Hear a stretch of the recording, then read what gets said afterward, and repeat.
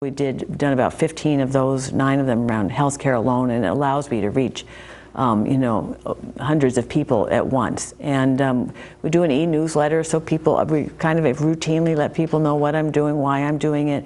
So I often hear how grateful people are for all that outreach effort.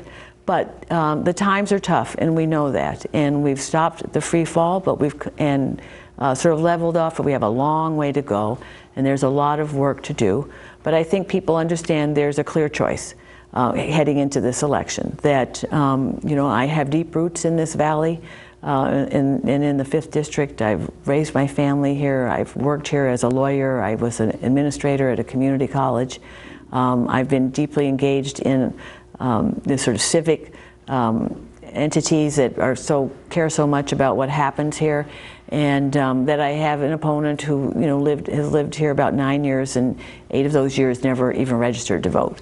So there's that difference that I think people see. And on the issues, there's really a clear choice. So as we talked about Wall Street reform, I think those excesses of Wall Street can never be repeated again.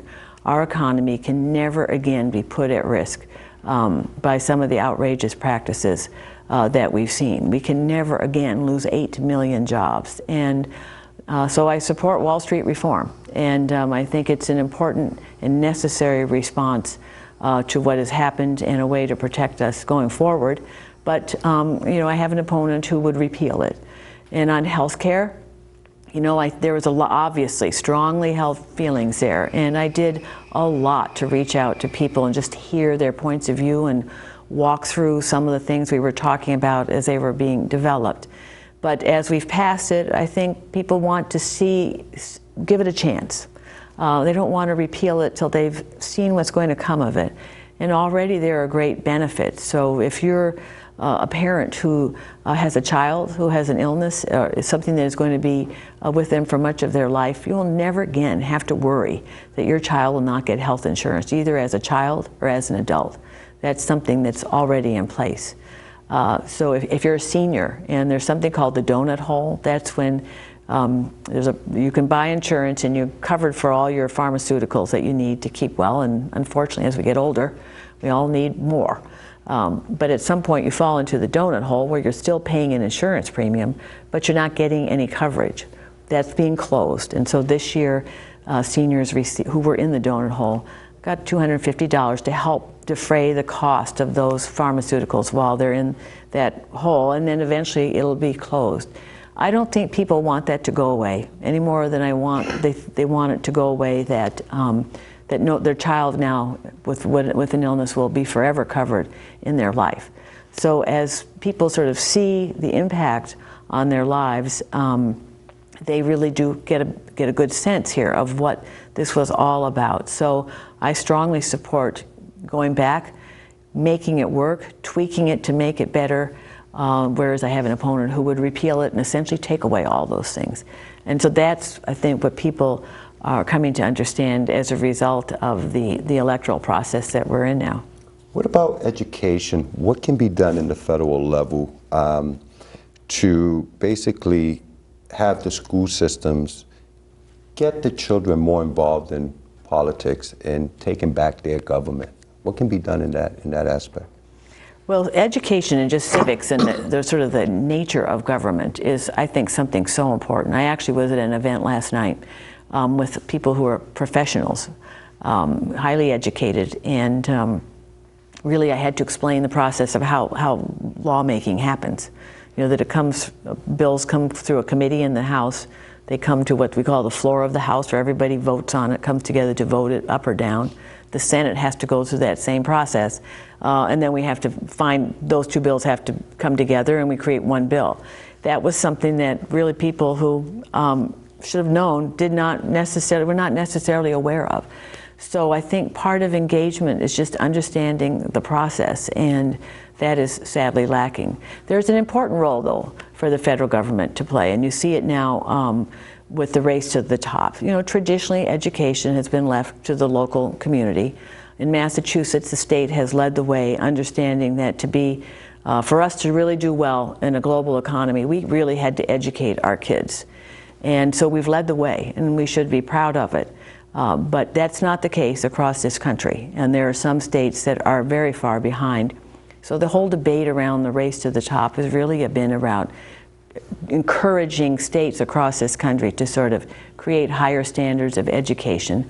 And I think it's very important going forward. Massachusetts continue on its great path of leading the way, which it has done for the country as a whole, but that we at the federal level understand that we've got to encourage states that are falling behind to do more. Now, should government be open and transparent with the people, with the taxpayers? Well, yes, absolutely. I think that's why it's so important that as healthcare reform went forward, the legislation was put online, people could read through it, ask questions, become educated around it.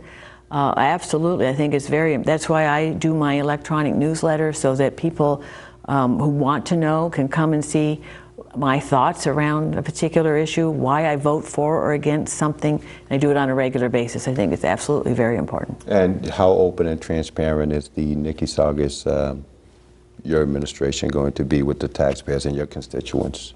Well, I think we've been quite transparent. One of the things you probably don't know is, among other things, in these really hard times, I have never taken a pay raise. From the moment I was elected, I thought, this is just not appropriate, so I've never taken a pay raise. Each member of Congress is given a certain amount of money to spend. It's posted online how we do it. But I've given back $75,000 last year to the federal government. I didn't spend it all. And I've signed on to legislation that would actually cut our congressional pay. Not necessarily per se about transparency, but we are very transparent, and anybody can go to a particular website to see it. But I think it's quite important. What about opening up? I know that in the federal level, the courts don't allow cameras for broadcasting, and it's true here in the States as well. What can you do in the federal level to allow cameras to be in the courtroom, so people, 99% of the people that don't have access to the court or don't fit in the court, can actually see their court, their judges, and their tax dollars operating in the comfort of their own home? Is that something that could be worked out through the federal government? Well, I think it presents a larger issue as sort of changing the dynamic of the process and making sure that it never jeopardizes the fairness of the process. And so I think that's been one of the concerns that's been expressed as this debate goes on. And I would look to input from both those who run the courts as well as to those who would like to see that take place. Great. Well, I know that you've been out there knocking on doors. For those people that have not been home when you've gone by, why don't you take a minute or so to let them know who you are, why they should vote for you, and go ahead. The camera's right there. Should I look at it? Go ahead. I'm not quite sure where it is, but I'll tell you. Yeah. I think, as I said, I have deep roots in the 5th District. Raised my family here, have obviously committed a life to the betterment of the 5th District, and I think I've taken that commitment to the way in which I've served, whether it be the kind of openness and accessibility through Congress on Your Corner or through all the other things that I've talked about, and how I've learned from my constituents as a result, and attempted to address issues they raise with me as a result. So I'd like to bring that way of doing, holding the seat, continue that process very much. Fundamentally, we know we have to focus on jobs and creating jobs for the residents of the 5th District. And whether it's around pursuing clean energy and making sure that that becomes part of the economic growth of this district and our country, whether it's about making sure we do more to bring manufacturing jobs to this country and make it not so easy to don't encourage the offshoring of jobs. I think our investment in education and training people for the jobs of the future is critically important, and there is a role, as we just talked about, for the federal government to play. I'd like to continue my work in behalf of those who are serving, body armor being just one example, but I also have a veterans committee, so I hear from our vets on a routine basis as to how we can support our veterans. My support of the GI Bill was an example of that. Our work on creating a single portal for veterans is clearly important.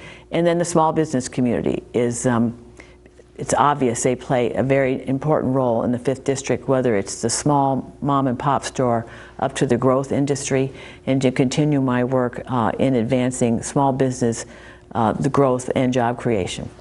Just want to remind the viewers you are watching Behind the Scenes. I am your host, Hector Montalvo. We are discussing today with Congresswoman Niki her election bid for Congresswoman. And we have 30 seconds left, Ms. Congresswoman. Can you tell us how can people reach you if they wanted to support you, hold signs? What do they need to do? Where do they go? Well, www.nikitsongas.com is our campaign website, and that would be the best way to begin. Just go there and just contact us through that, and then we'll reach back to you. Is there a phone number also that you may have? The phone number is 978, and I don't know the rest. 458-6454, is that correct? That rings a bell? That sounds right. All right. Well, we thank you for coming down to Behind the Scenes and being open and transparent with our viewers. You've been watching Behind the Scenes. I am your host, Hector Montalvo, where we ask the questions, bring you their responses, and we let you decide. Thank you for watching.